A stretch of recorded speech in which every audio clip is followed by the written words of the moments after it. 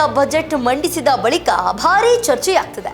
ಸಿದ್ದರಾಮಯ್ಯರ budget ವಿರುದ್ಧ ಪಕ್ಷಗಳು ಮುಗಿಬಿದ್ದಿದ್ದು ಕಾಂಗ್ರೆಸ್ ಪಕ್ಷವನ್ನು ಕಟ್ಟಿಹಾಕಲು ಸಾಕಷ್ಟು ಅಸ್ತ್ರಗಳನ್ನ ಇಟ್ಕೊಂಡಿದೆ. ಹಾಗಾದ್ರೆ ವಿಪಕ್ಷ ನಾಯಕ ಪ್ಲಾನ್ ಏನು ಅಂತೀರಾ? ಎಲ್ಲಿದೆ ಕಂಪ್ಲೀಟ್ ರಿಪೋರ್ಟ್. ಎರಡನೇ ದಿನಕ್ಕೆ ಕಾಲಿಟ್ಟ ಬಜೆಟ್ ಅಧಿವೇಶನ. ಆಡಳಿತ ವರ್ಸಸ್ ಪ್ರತಿಪಕ್ಷ ನಾಯಕರ ಟಾಕ್ ವಾರ್. ಅಧಿವೇಶನದಲ್ಲಿ ಸರ್ಕಾರವನ್ನ ಕಟ್ಟಿಹಾಕಲು ವಿಪಕ್ಷ ನಾಯಕರು ಪಕ್ಕಾ ಪ್ಲಾನ್ ಅನ್ನ ಮಾಡಿದ್ದು, ಒಳ ಮೀಸಲಾತಿ, ರಾಜ್ಯದ ಸಾಲ ಗ್ಯಾರಂಟಿಯಿಂದ ಅಭಿವೃದ್ಧಿ ಕುಂಠಿತವಾಗ್ತಾ ಇದೆ. ಉದ್ಯೋಗ ಭರ್ತಿ, ಹೀಗೆ ಸಾಲು ವಿಚಾರವನ್ನ ಮುಂದಿಟ್ಟುಕೊಂಡು ಸರ್ಕಾರಕ್ಕೆ ಬಿಸಿಯನ್ನ ಮುಟ್ಟಿಸಿದ್ದಾರೆ. ಇನ್ನು ಸಿಎಂ ಸಿದ್ದರಾಮಯ್ಯ ಬಜೆಟ್ ಮಂಡನೆಯ ಬಳಿಕವೇ ಬಿಜೆಪಿ ನಾಯಕರು ಚೊಂಬು ಹಿಡಿದು ಕಿವಿಗೆ ಹೂವನ್ನ ಇಟ್ಕೊಂಡು ವಿಧಾನಸೌಧದಲ್ಲೇ ಧರಣಿಯನ್ನ ಮಾಡಿದ್ರು. ರಾಜ್ಯ ಬಜೆಟ್ ಬಿಜೆಪಿ ಜೆಡಿಎಸ್ ವಿರೋಧ ವ್ಯಕ್ತಪಡಿಸಿತ್ತು. ಈಗ ಅಧಿವೇಶನದಲ್ಲೂ ಸರ್ಕಾರಕ್ಕೆ ಚಾಟಿ ಬೀಸಿದ್ದಾರೆ. ಕಮಲ ದಳದಲ್ಲಿರುವ ಅಸ್ತ್ರಗಳು ಏನೇನು? ವಿಪಕ್ಷಗಳಿಗೆ ಸರ್ಕಾರ ಕೊಟ್ಟ ಉತ್ತರವೇನು?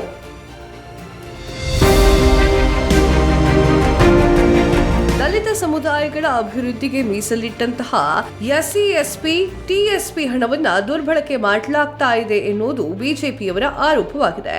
ಈ ವಿಚಾರವನ್ನ ಸದನದಲ್ಲಿ ಪ್ರಸ್ತಾಪ ಮಾಡಿದ್ದಾರೆ. 2023-24ರಲ್ಲಿ 30,930 ಕೋಟಿ ಹಣ ಮೀಸಲಿಡಲಾಗಿತ್ತು. 2024-25ರಲ್ಲಿ 39,122 ಕೋಟಿ ಇಟ್ಟಿದ್ರು. 2025-26ರಲ್ಲಿ 42,017 ಕೋಟಿ, ಈ ಬಾರಿ 44,632 ಕೋಟಿ ಇಟ್ಟಿದ್ದಾಗಿ ಘೋಷಣೆ ಮಾಡಿದ್ದಾರೆ. 4 ವರ್ಷಗಳಲ್ಲಿ 1,56,701 ಕೋಟಿ ರೂಪಾಯಿ ಕೊಟ್ಟು ಘೋಷಣೆ ಮಾಡಿದ್ದಾರೆಂದು ಕಿಡಿಕಾರಿದ್ದಾರೆ. ಬಳಿಕ 78,350 ಕೋಟಿ ರೂಪಾಯಿಯಡಿ ಗ್ಯಾರಂಟಿಗಳಿಗೆ 53,059 ಕೋಟಿ ಹಣವನ್ನ ಇವತ್ತಿನವರೆಗೆ ತೆಗೆದುಕೊಂಡಿದ್ದಾರೆ ಅಂತ ವಿರೋಧ ಪಕ್ಷದ ನಾಯಕರಾಗಿರುವಂತಹ ಛಲವಾದಿ ನಾರಾಯಣಸ್ವಾಮಿಯವರು ಆರೋಪವನ್ನು ಮಾಡಿದರು. ಮೀಸಲಾತಿ, ನೇಮಕಾತಿ ಪರಿಹಾರಕ್ಕೆ ಪಟ್ಟು. ಕಾನೂನು ಸುವ್ಯವಸ್ಥೆಯ ಬಗ್ಗೆಯೂ ಪ್ರಸ್ತಾಪ.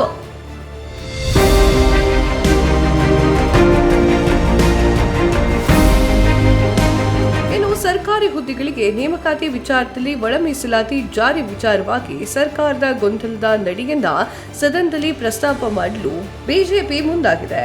ಒಳ ಮೀಸಲಾತಿ ಕುಂಠಿತವಾಗಿ ಸಚಿವ ಸಂಪುಟ ಸಭೆಯಲ್ಲಿ ಒಮ್ಮತದ ತೀರ್ಮಾನಕ್ಕೆ ಬರಲು ಸಾಧ್ಯವಾಗಿಲ್ಲ. ಹೀಗಾಗಿ ಒಳ ಮೀಸಲಾತಿ ವಿಚಾರವಾಗಿ ಸರ್ಕಾರ ತಪ್ಪು ಹೆಜ್ಜೆಯನ್ನ ಇಡ್ತಾ ಇದೆ ಎನ್ನುವುದು ಬಿಜೆಪಿಯವರ ಆರೋಪವಾಗಿದೆ.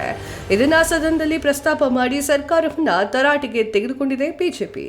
ರಾಜ್ಯದಲ್ಲಿ ಕಾನೂನು ಸುವ್ಯವಸ್ಥೆಯ ವಿಚಾರ ಈ ಬಾರಿ ಸದನದಲ್ಲಿ ದೊಡ್ಡ ಮಟ್ಟದಲ್ಲಿ ಸದನ ಮಾಡಿದೆ. ಬಾಗಲಕೋಟೆ ಕಲ್ಲು ತೂರಾಟ, ಶಿವಮೊಗ್ಗ ಹಾಗೂ ಬಳ್ಳಾರಿಯಲ್ಲಿ ಅಪ್ರಾಪ್ತ ವಯಸ್ಕರ ಕೊಲೆ ಪ್ರಕರಣವನ್ನೇ ಮುಂದಿಟ್ಟುಕೊಂಡು ಸರ್ಕಾರದ ವಿರುದ್ಧ ವಿಪಕ್ಷಗಳು ಮುಗಿಬೀಳುವಂತಹ ಸಾಧ್ಯತೆ ಇದೆ.